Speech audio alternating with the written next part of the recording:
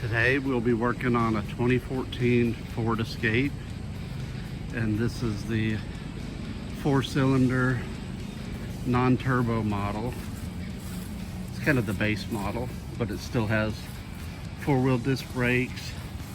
And what's happening is on the front, I already had to replace the wheel bearings, and it'll start chewing up the tires. And now what's happening is, I think it's 110,000 miles, the rear wheel bearings are starting to chew up the tires.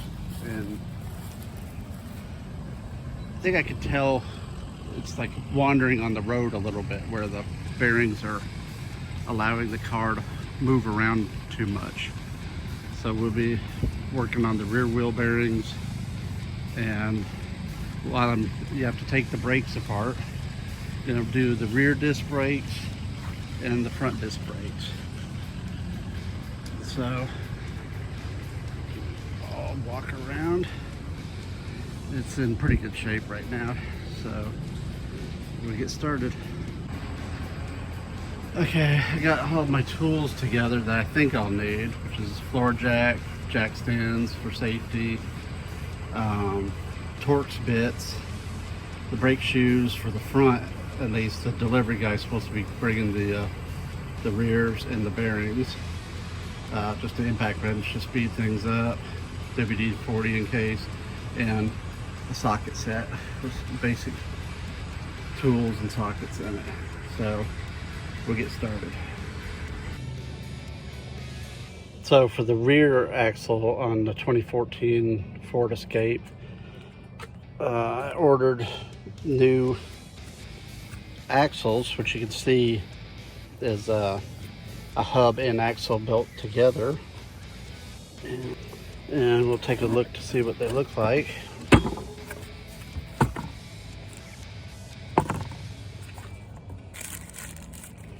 Yeah, I know mine is supposed to have a I think it's ABS sensor, so looks right. I guess we'll see if those are right also. We gotta go ahead and, so now we got the lug nuts loose, so we need to jack up the back of the car, put a jack stand under it, and pull the wheel off. Okay, before getting started, you need to find your jacking points, and on this car, they're under the sill here. And these are structural points designed for the car to hold the weight. You can see right there's a little arrow stating that's where you should jack the car from, so you don't go under an oil pan and poke a hole in your oil pan or make things worse. So there's extra supports in this area to hold the car. Okay, before getting started, you need to make sure your lug nuts are loose, and then before jacking it up, so like while it's still on the ground, go ahead and at least loosen the lug nuts.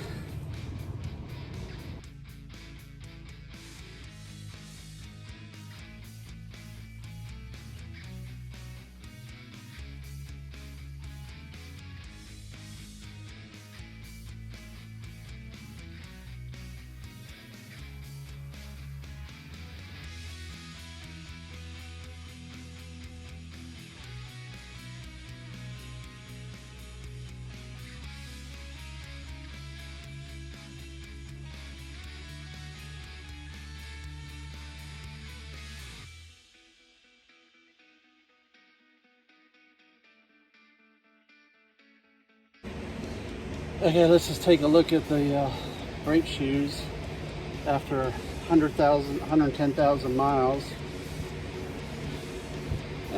Sounds getting pretty thin. I mean, you get much thinner than that, more use out of it, you're gonna start scraping and ruining your rotor. That one too. So about time for some new pads on the back here.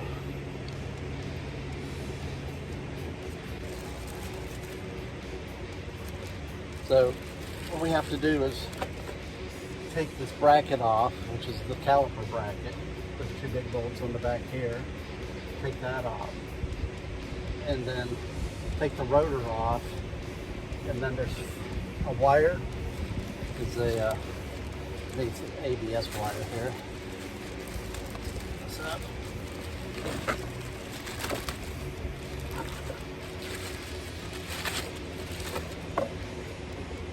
So your ABS right there. You gotta disconnect that. And then 4 big bolts that holds it on. So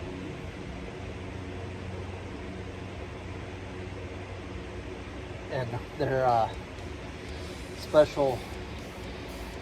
You need a torque socket to get these 4 bolts off of this axle. It's not just a regular bolt. Ford engineers, have to do everything difficult. For the back, I believe it's an E14 like this, and you can see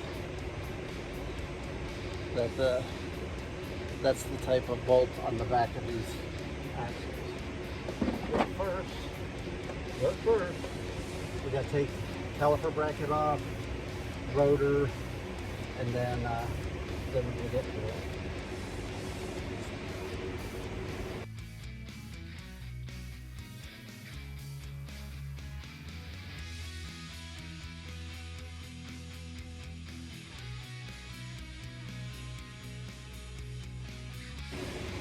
So Ford used Loctite on these 4 bolts.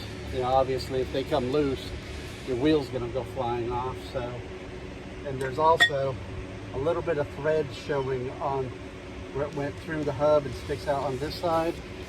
So I'm gonna go ahead and lube it up a little bit to help all 4 of them.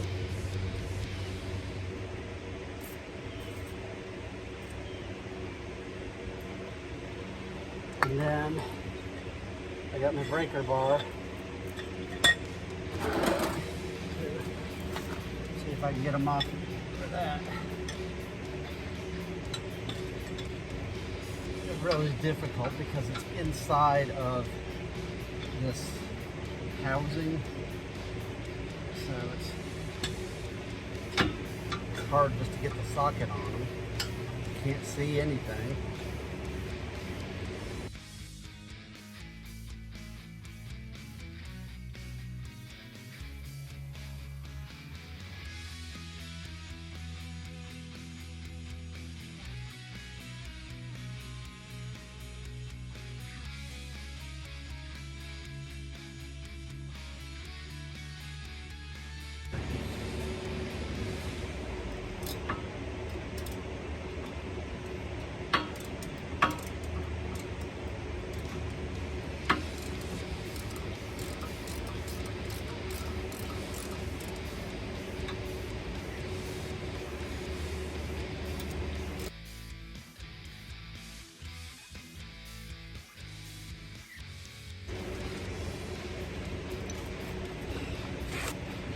Here you can see the socket wrench I'm using, which is it's a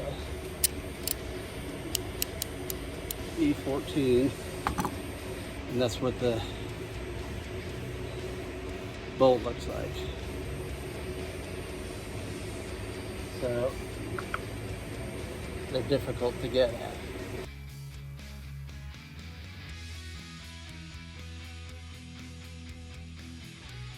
Okay, we got all 4 of the bolts off. As you can see on the, I showed the camera, they have a little bit of the blue thread locker on it, you know, Loctite. So I actually had to use a leverage to get it off. And they're on the back side, deep inside this bracket. So you can't hardly see them, and they're very hard to get to, but should be able to take this off now.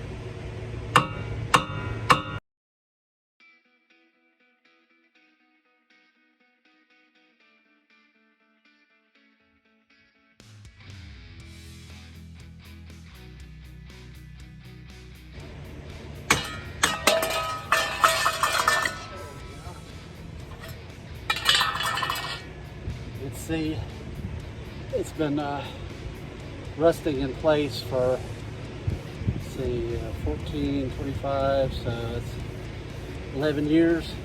I think this is actually a 2013 model, so it was an early, it was built in 2013, so you know, there's a little bit of rust buildup on there. You can see I disconnected the wire when I was trying to get the bolts out, just so it wouldn't be in the way. The other thing, this one's not bad. I think the other side's worse. Is the using this special device here to keep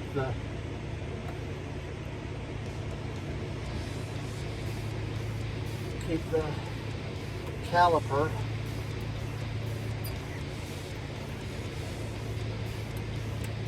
from busting your knuckle. When I was loosening it up, it fell down and just really smashed my thumb. So I got a handyman band-aid there, some tissue and a black electric tape. But so that's taking it off. Now the new one, I'm kind of thinking, you know, it's got some residual oil from when they built it. But you can see they're not, the bottom two are wider apart than these two, and then these are even closer, so you have to line up the bolt holes.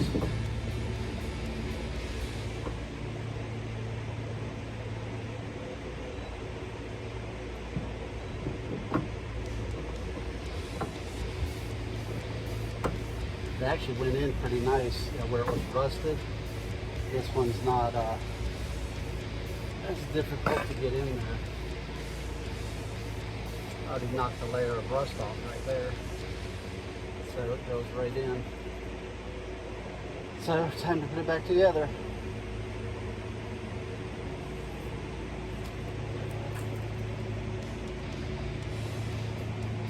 Gotta do this side.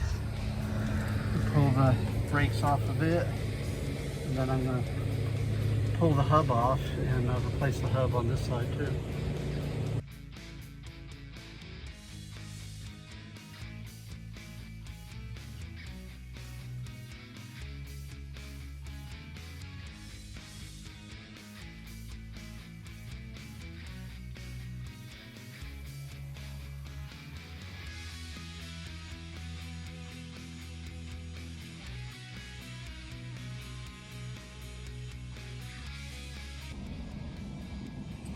Okay, on the back here, we're actually replacing the wheel bearings.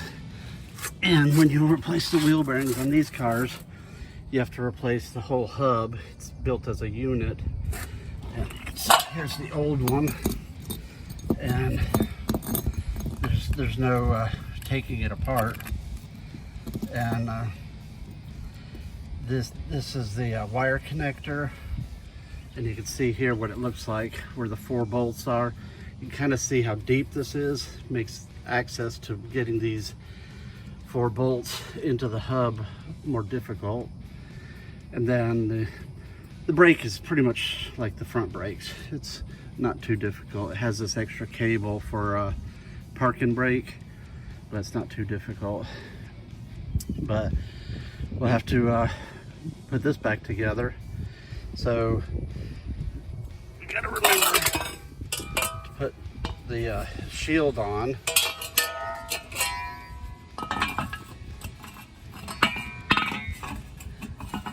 And then we gotta put, this is the new hub. It's made by Detroit Axle, premium wheel bearings, and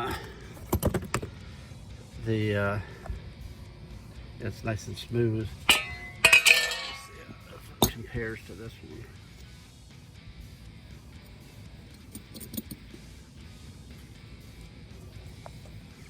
It's hard to tell, but when you get the weight of the car on it, you could tell the difference. And so we'll get started. You know, we have to put the shield on, mount the bearing, the hub on there, and get those 4 bolts going. And then there's a bracket for the brakes that we had to take off, which looks like this. So we have to remount the bracket, and then it's just kind of just putting the brakes back together. So all right, we'll get started.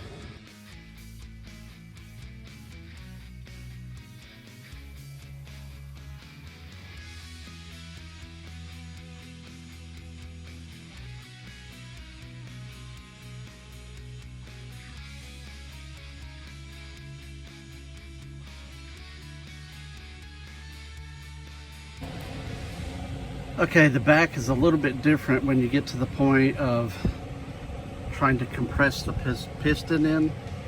Notice there's 2 little marks there. There's a specialty tool that you can use to turn the piston back in, and you can get them from the auto parts store, but I forgot to pick it up. And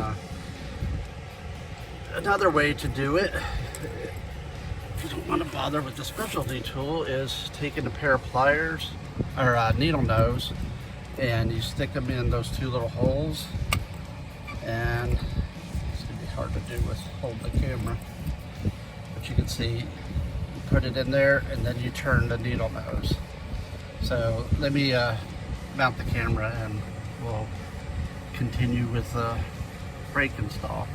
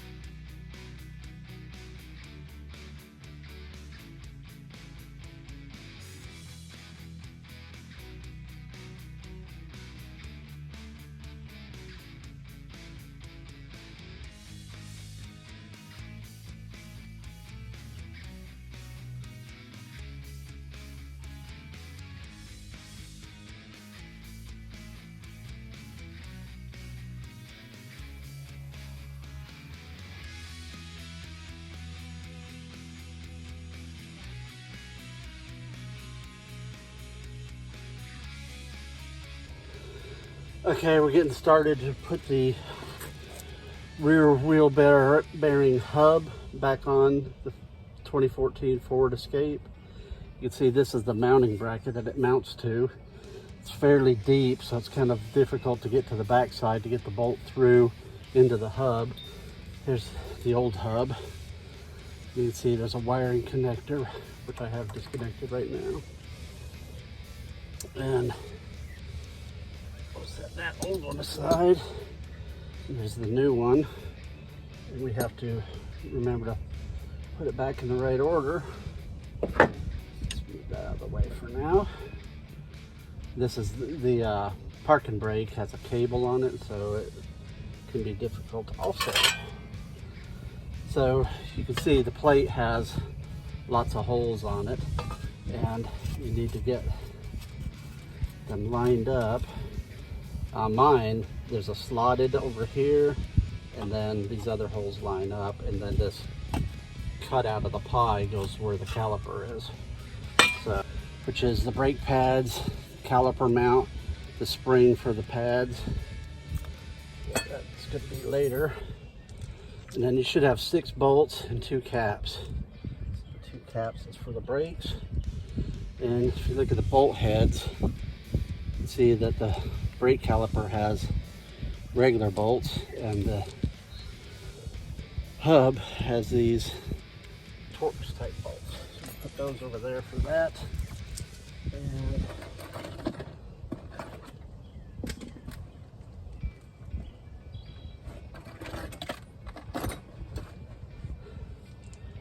I'm going to use some thread locker, the blue type, on the threads, because you can actually see Ford had blue Loctite on these, because you don't want it coming off going down the road. But when you're putting it together, you want to make sure you get it in the right order. And what I'm going to do is just use one of these bolts to line everything up on, and then I'll pull it back out and put some thread locker on it. I don't want to lock it yet because I don't want it drying on me. So that'll hold it in place. And let's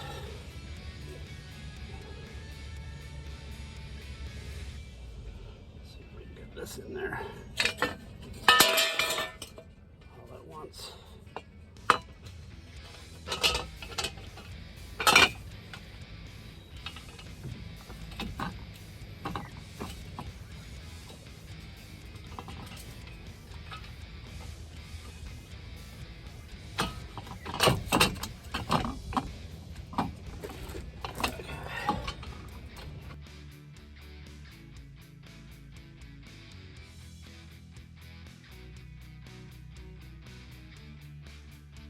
There we go.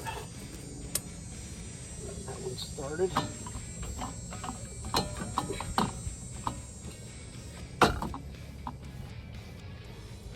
And what I'm going to do is put some thread locker on these others.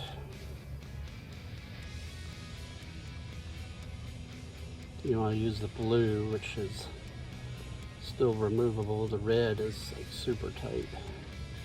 You almost have to heat the bolt to get the red thread locker off. So,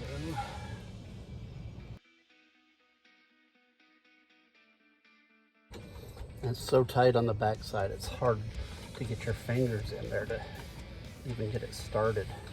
So I'm using a short extension and the socket. There we go.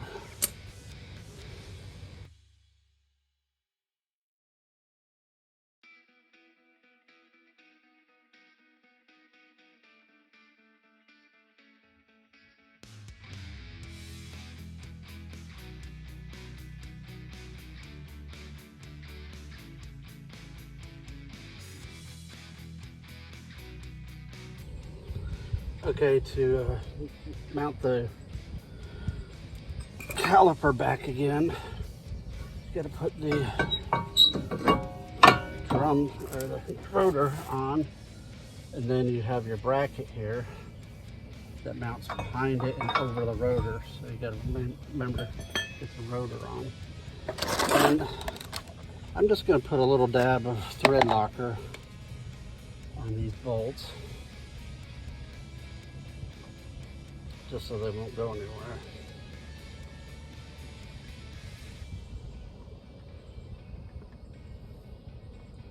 Looks like there may have been a little bit of blue on there from Ford, so I'm going to go ahead and put that on there.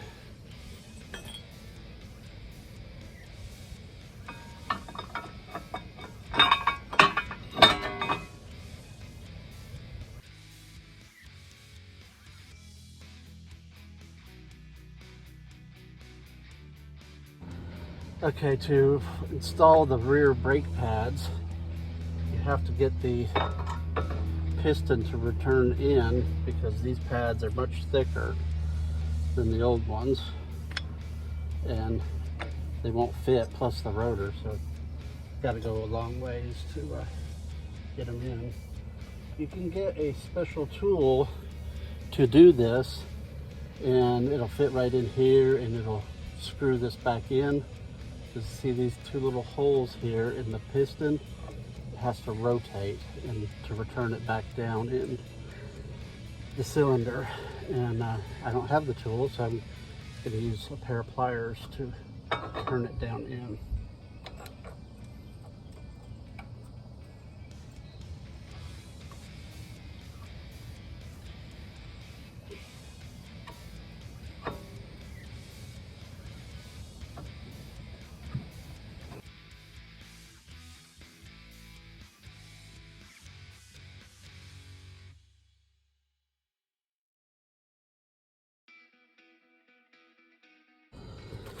Okay, now that you can see, squeeze the piston back down into the cylinder. It's almost level with the boot. There's much more room in here for the pads. So now we just mount it up like a regular. I don't know if you saw that I loosened the bleeder valve, and with the needle nose pushing a lot of pressure on it, eventually it starts moving. Seems like at first you're just turning and nothing's happening, and then finally, I was putting a lot of pressure on it and it finally starts moving.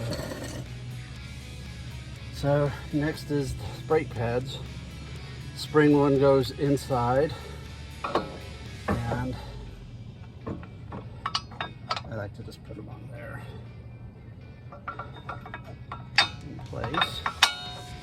And then now you should have plenty of room with the piston returned in. And then you get these little bolts lined up.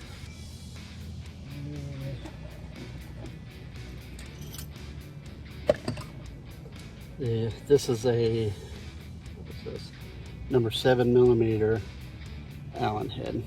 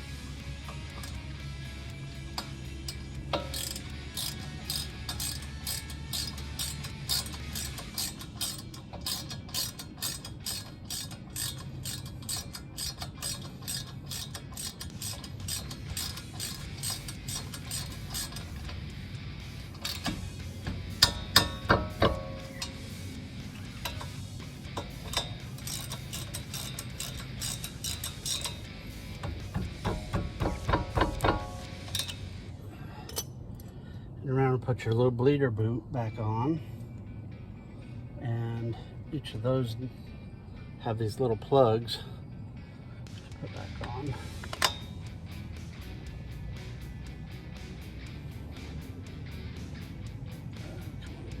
Keeps the dirt out. It should be floating. And then you got this spring that you have to put back on.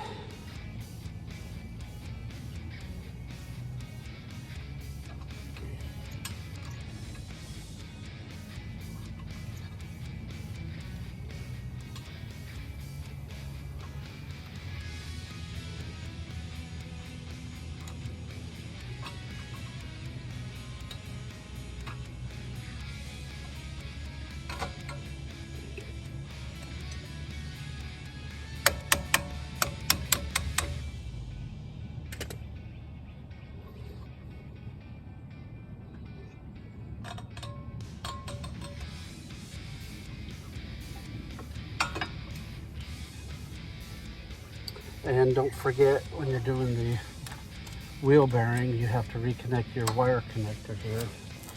Snapped in place. There we go. Should be good now.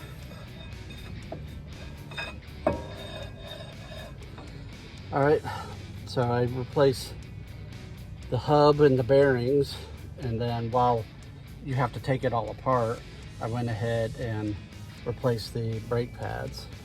And this car has 115,000 miles on it, and those were the original brake pads from Ford. And basically a one-owner car, so you know how many brakes have been on it. So they last a good while. Hopefully these brakes will last that long too. All right, thanks for watching, everybody, and click like and subscribe. Bye.